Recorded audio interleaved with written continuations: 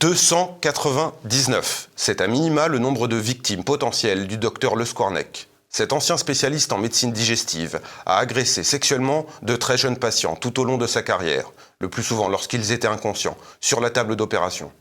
Un fiasco de l'hôpital public, rendu possible par le dysfonctionnement des institutions et certaines faveurs accordées aux notables. De mauvais rouages qui affectent bien d'autres services que la santé, à commencer par l'aide à l'enfance. De récentes affaires montrent qu'elle offre tout le champ libre à des réseaux pédocriminels, parfois très bien organisés. Vannes, lundi 24 février 2025. Les équipes de journalistes rangent leurs effets à la sortie du tribunal de grande instance. Ils filmaient la sortie des protagonistes du procès d'un ancien chirurgien, le docteur Joël Le Squarnec. Ce retraité de 74 ans est accusé d'agression sexuelle et de viol sur 299 anciens patients, tous mineurs au moment des faits. Des atrocités commises pour la plupart sur la chambre d'opération, alors que ces victimes étaient inconscientes, et qui s'étalent sur plus de 30 ans d'activité. Il va œuvrer soit dans la chambre de réveil, soit dans la chambre où se trouve l'enfant, et il va attendre évidemment le moment propice où personne ne rentre ou ne peut venir dans cette chambre pour s'approcher très rapidement du lit de l'enfant et pour effectivement entreprendre ce qu'il considérera comme des gestes médicaux et qui vont se révéler par la suite comme étant des gestes intrusifs et évidemment des viols et des agressions sexuelles sur mineurs. Il est très prudent, Joël Le Squarnec. Il sait parfaitement comment se véhiculer à travers ces hôpitaux et à travers effectivement les chambres d'un couloir d'hôpital pour opérer très rapidement sans que personne ne puisse le voir. La presse se gargarise, bien sûr, de cette affaire hors norme. En ligne de mire, un tribunal qui n'a pas transmis de précédentes condamnations, les conseils de l'ordre des médecins des départements où le chirurgien a exercé, mais aussi l'agence régionale de santé, et même le ministère de la Santé de l'époque, où, semble-t-il, des signalements sont parvenus. Qu'ont fait ces institutions ? Elles ont ignoré le dossier sous prétexte que Joël Le Squarnec n'avait été condamné que pour des faits de détention illicite, pas pour des actes pédophiles, et qu'il restait malgré tout un bon praticien. Une complaisance qui mènera à la continuité de ces agressions. Il faudra qu'une jeune fille témoigne à ses parents de l'agression qu'elle a subie en 2017 pour que la société prenne conscience de l'ampleur de l'affaire. Cette petite va arriver en pleurs auprès de sa maman, qui va évidemment tout de suite réagir et tout de suite comprendre qu'il s'est passé quelque chose de grave avec le voisin. Elles vont se rendre, la maman et le papa vont se rendre à la gendarmerie locale et là, dépôt de plainte à l'encontre du voisin et s'ouvre la boîte de Pandore. Perquisition au sein du domicile de Joël Le Squarnec. On va retrouver les poupées qui sont cachées sous les lattes du plancher. On va retrouver les fameux carnets maudits qui sont des carnets numérisés dans lesquels Joël Le Squarnec relate, je dirais, un certain nombre de faits jour après jour, heure après heure, concernant une jeune patientèle, et une enquête va s'ouvrir concernant particulièrement ces carnets. Joël Le Squarnec a alors 66 ans. Il mène une vie de paisible retraité, divorcé, à Jonzac, en Charente-Maritime. Il sera passé sous les mailles du filet presque toute sa carrière. Pourtant, Joël Le Squarnec aurait pu être arrêté bien avant. En 2005, il est déjà condamné pour détention d'images à caractère pédopornographique. Mais cette condamnation ne sera assortie d'aucune interdiction d'exercer sa spécialité en chirurgie digestive, même si cette dernière implique d'être souvent en lien avec de jeunes enfants. Aucune interdiction complémentaire de pouvoir travailler en présence de mineurs. Je veux dire, on ne se pose pas la question d'une éventuelle dangerosité de cet homme, parce que se présente à la barre un homme qui est capable de très bien donner le change, qui se présente bien, qui parle bien, qui intellectuellement suit la route, et qui a sans doute réussi à convaincre une juge qu'il ne pouvait pas présenter de dangerosité. Pire encore, le tribunal de Vannes ne communiquera jamais la sentence au Conseil de l'Ordre des médecins du Finistère. Un oubli ? Une faveur ? On ne le saura sans doute jamais. Le praticien continuera ses exactions à l'hôpital de Quimperlé. L'Ordre des médecins, averti par le courrier d'un psychiatre, le docteur Bonvalot, finira par convoquer le Squarneck, pour s'entendre dire qu'il ne le fera jamais plus, promis, juré, et qu'il se fera désormais assister lors de ses interventions avec des enfants. Circuler, il n'y a rien à voir. Ce courrier disait que je m'interrogeais quant à sa capacité à conserver toute sa sérénité lorsqu'il intervenait auprès de jeunes enfants. Et j'avais des éléments pour avoir ses doutes, des éléments concrets. Et formulé qu'à mon avis, il y avait quelque chose de dangereux dans sa pratique chirurgicale, de délétère. Je lui ai dit que sa place n'était pas à l'hôpital et je lui ai demandé de démissionner. Il m'a dit qu'on ne pouvait pas l'y obliger. D'un point de vue professionnel, on était au courant de cette condamnation. Est-ce que nous avons eu pour autant une poursuite disciplinaire de Joël Le Squarneck au sein de son ordre? Rien du tout. Rien n'a été fait. Donc il aurait été légitime qu'il soit convoqué par ses pairs et qu'il puisse répondre, bien évidemment, de l'infraction et la condamnation pénale qu'il avait subie. Mais la décision de le reconduire en tant que chirurgien, malgré les avertissements et les signalements, appartenait avant tout aux directions des hôpitaux qu'il a fréquentés. À Quimperlé, justement, le directeur, averti de la situation, écrit une lettre à la DAS, l'actuelle aide sociale à l'enfance, pour lui dire que le Squarneck est un excellent médecin, affable et sérieux.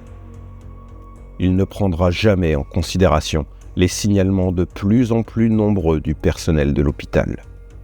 Comme le fait que le Squarneck refusait systématiquement d'être accompagné par une infirmière lorsqu'il visitait ses petits patients. La volonté du directeur de le maintenir en poste se justifierait-elle par l'état de l'hôpital public en France? On sait ce dernier est devenu, malgré tous les financements qu'il reçoit, une entreprise comme les autres, préoccupée avant tout à contenir les coûts du gaspillage administratif. Au sein de cet hôpital, maintenant, ou des grandes structures, eh bien, il y a une logique de rentabilité où chaque service, donc responsable de la main, du tube digestif, de la tête, de la neurochirurgie, de tous ces points-là, doit obtenir des résultats. Le docteur Le Squarneck était reconnu dans sa discipline et son activité était sans doute très rentable pour l'établissement de Quimperlé. Quand le Squarneck arrive dans cet hôpital, eh bien, il y a une crise du personnel. Il manque de monde. Et donc, au-delà de son efficacité personnelle, il y a aussi, là encore, le risque de voir des services fermés faute de praticiens. Dans l'affaire Le Squarneck, là encore, il y a eu la question des statistiques. C'est-à-dire que, oui, mais il fait remonter les statistiques de l'hôpital. Il désembouteille une partie des demandes de patients puisqu'ils vont être traités par quelqu'un qui avait visiblement une véritable technicité reconnue par ses pairs. Et le problème, c'est qu'en effet, l'absence de contrôle et même les contrôles mis en place et qui n'ont pas été respectés ont fait que le Squarneck a pu se livrer à ces agissements pendant des dizaines d'années. On a voulu peut-être répondre à des questions économiques en prenant un chirurgien viscéral dans des hôpitaux qui a traversé des difficultés économiques et qui se sont dit on ne peut pas se faire l'impasse d'un chirurgien de cet ordre-là qui, de fait, avait des états de service qui étaient plutôt bons. En dehors de cet aspect purement lucratif, Joël Le Squarneck aurait-il bénéficié de couverture? En 2010, les divers signalements remontent jusqu'au ministère de la Santé. Mais ses responsables jugent qu'il ne serait pas bon d'annuler la nomination de ce praticien. En cause, cela serait difficile à mettre en œuvre et exclurait un médecin dont le travail est apprécié. Ces responsables délèguent finalement au ministre lui-même, à l'époque Xavier Bertrand, le soin de déposer une plainte devant l'ordre des médecins. Ce qui ne sera jamais fait. Pourquoi? Le Squarneck aurait-il bénéficié de protections particulières? Durant ces années d'exaction, le Squarneck a eu le malheur d'exercer dans la ville d'Ancenis, en Loire-Atlantique. Il a effectué de nombreuses suppléances dans l'hôpital de la ville, entre 2004 et 2017. Or, cette commune a été le terrain de jeu d'un autre pédophile, Pierre-Alain Cottineau. Cet ancien candidat de la France Insoumise avait été interpellé en septembre 2024 alors qu'il publiait sur le dark web des vidéos de lui, torturant et agressant sexuellement une fillette handicapée de 4 ans. Fillette dont il avait la charge en tant que famille d'accueil. Donc, ces sites sont organisés, créés par des pédocriminels, diffusés et leur accès est payant la plupart du temps et va permettre à d'autres pédocriminels d'accéder à ces informations. En février 2025, on apprenait que Cottineau organisait carrément des parties fines entre pédophiles dans le cadre d'un réseau. Il permettait à ces pédocriminels d'abuser de très jeunes enfants dont il avait la charge en tant qu'assistant familial. Soumission chimique, trafic sexuel, viol en réunion, grâce à une vingtaine d'enquêteurs, l'Office des mineurs a pu démanteler un réseau pédocriminel qui remonterait jusqu'en Belgique. En tout, 5 personnes ont été interpellées, dont la tête présumée du réseau, Pierre-Alain Cottineau, 32 ans, est assistant familial. Au moins 4 victimes de moins de 5 ans seraient concernées, dont un nourrisson d'à peine 5 ans. Là encore, les actes étaient filmés, puis partagés sur le dark web et sur des messageries privées. Les candidats venaient de toute la France et même de Belgique. Le procureur de la République n'a pas souhaité s'exprimer sur les détails de l'affaire, une enquête étant en cours, mais il a assuré qu'un grand nombre de personnes pourraient être impliquées. Comment un tel monstre a pu bénéficier de l'agrément famille d'accueil et pourquoi n'a-t-on assisté à aucune remise en question, aucune communication du département ni des services sociaux de l'enfant? Cottineau s'est vu attribuer les jeunes enfants dont il avait la charge à la suite d'une décision judiciaire, comme dans les 2 tiers des cas, décision qui va souvent dans le sens qu'a voulu lui donner la bienfaitrice République. Alors que l'on se targue de la priorité de garder l'enfant dans sa famille, dans les faits, on constate que l'on n'a jamais autant éloigné les enfants de leurs parents. D'après les chiffres donnés par l'aide sociale à l'enfance elle-même, entre 1998 et 2022, on constate une hausse de 40% des enfants placés en famille d'accueil. Parmi ceux-là, près de 90% ne sont ni orphelins des 2 parents, ni des mineurs isolés. Ils sont donc arrachés à leur famille par une décision de justice. Certes, cette décision peut être parfaitement justifiée et porteuse d'amélioration pour l'enfant.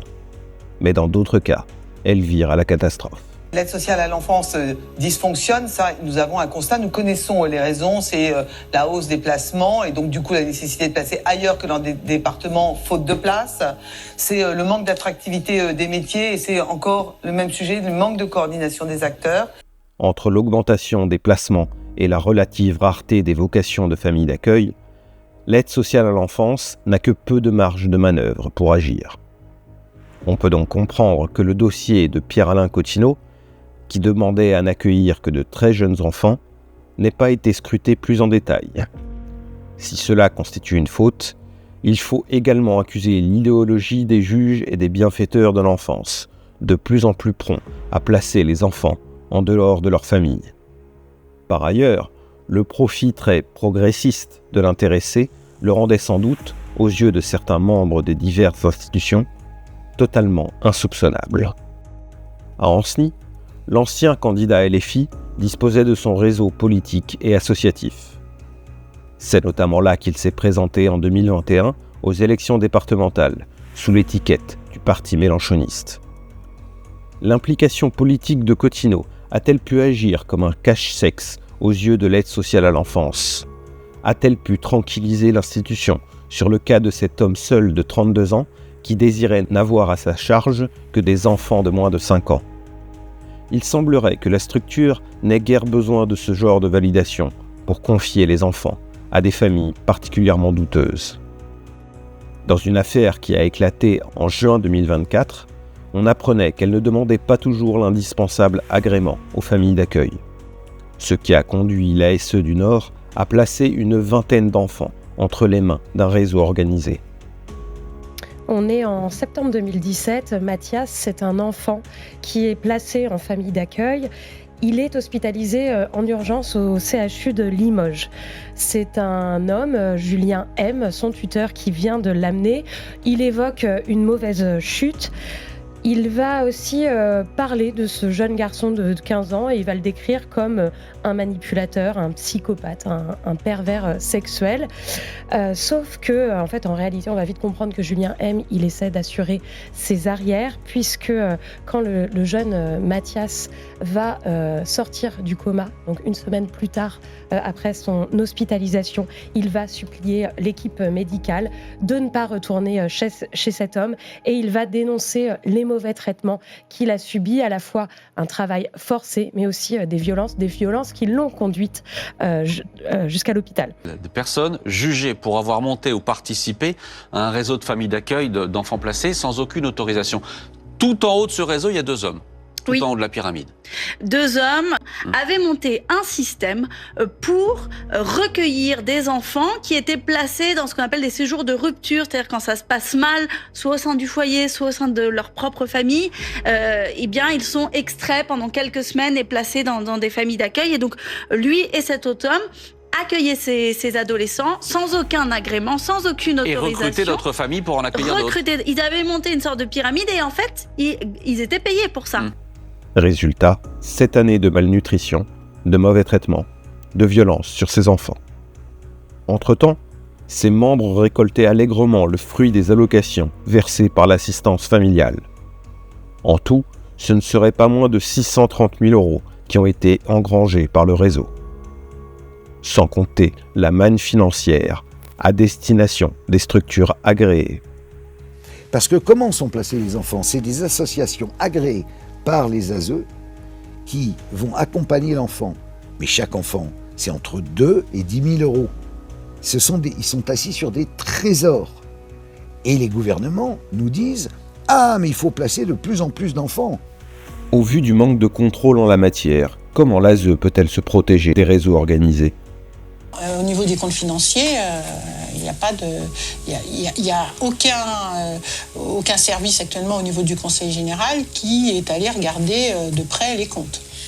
Il n'y a pas de contrôle profond des comptes. Voilà. Ça, clairement, ce n'est pas fait actuellement. C'est-à-dire qu'actuellement, si des associations veulent détourner de l'argent, elles peuvent le faire. Je sais pas, peut-être. J'en sais rien. Je peux pas dire non, mais on n'est pas à l'abri. Maintenant, sur le financier, j'ai pas de vision. C'est des fonds qui transitent sur un compte en Roumanie, des sociétés qui ont été ouvertes là-bas, donc il y a un vrai mécanisme financier qui est monté et qui est assez scandaleux. Et l'ASE va verser en fait 400 € par jour par enfant, parfois même en liquide. Et c'est là qu'il y a une vraie faille avec aucune déclaration fiscale et rien qui n'est effectué. En février dernier, la commission d'enquête parlementaire sur la protection de l'enfance a livré ses conclusions. La ministre du Travail, de la Santé et des Familles, Catherine Vautrin, a promis une refondation totale de l'aide sociale à l'enfance. Mais la nouvelle mouture saura-t-elle vraiment échapper à la logique de l'ancienne ? La loi Taquet, datant de 2022, rendait déjà systématiques les contrôles des antécédents judiciaires de tous les professionnels et bénévoles intervenant auprès des enfants dans les établissements pour mineurs. Mais pour l'heure, aucun décret n'est venu permettre leur application. Et visiblement, nombre de collectivités continuent de prendre quelques largesses avec cette disposition. Responsables de santé publique, ordre des médecins, institutions de protection de l'enfance, tous semblent prendre part au naufrage révélé ces derniers mois, et qui ne sont probablement que la partie émergée de l'iceberg. En 2024, l'affaire de la rue du Bac a mis en lumière un réseau de pédocriminels constitué de personnalités publiques, pour la plupart écrivains et journalistes, agissant en toute quiétude autour d'un bar du quartier latin, et parmi lesquels on compte bon nombre de francs-maçons déclarés. Donc, en gros, le centre, c'est la brasserie Lippe, bien connue des germano-pratins. Et puis, les gens qui fréquentent cette brasserie, c'est des sommités. C'est quand même le mec qui a fondé Le Point, le mec qui dirige l'Express, qui est académicien. Donc, Monsieur Humbert, Monsieur Revel. Et il y a là Michel Tournier, il y a là Sioran, et il y a là... Enfin, il y a Matzneff, bien entendu.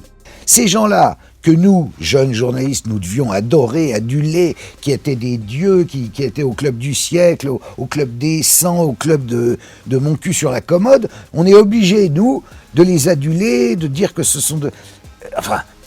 Entre la gabegie qui règne dans nos institutions et certains réseaux occultes qui protègent parfois des criminels, il y a de quoi s'inquiéter pour les citoyens les plus vulnérables d'entre nous, dont les enfants font évidemment partie.